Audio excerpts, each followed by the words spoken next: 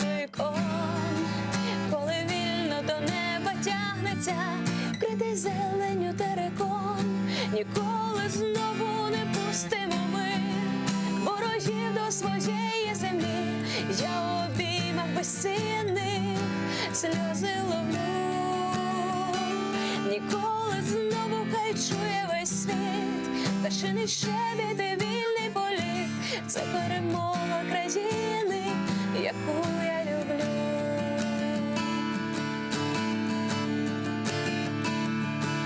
Коли небо так вільно дихає і лунає дитячий сміх, завжди в пам'яті мужні віддані, хто за землю свою поліг.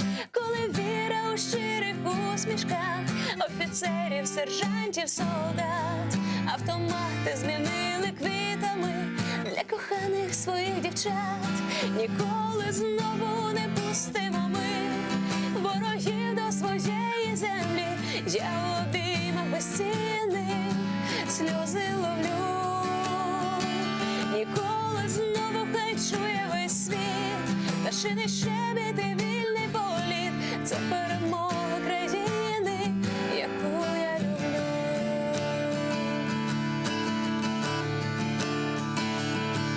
Коли знаєш не з телевізора колір крові і залп вогню, скільки років на спини зірвані одягали свою броню.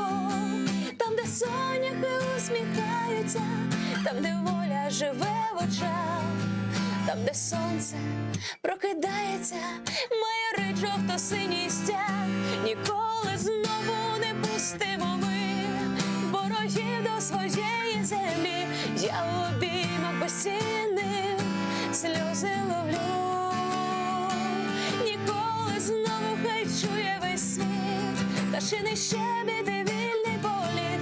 Це перемога країни, яку я люблю. Ніколи знову не пустимо ми ворогів до своєї землі. Я у обіймах безцінних сльози ловлю.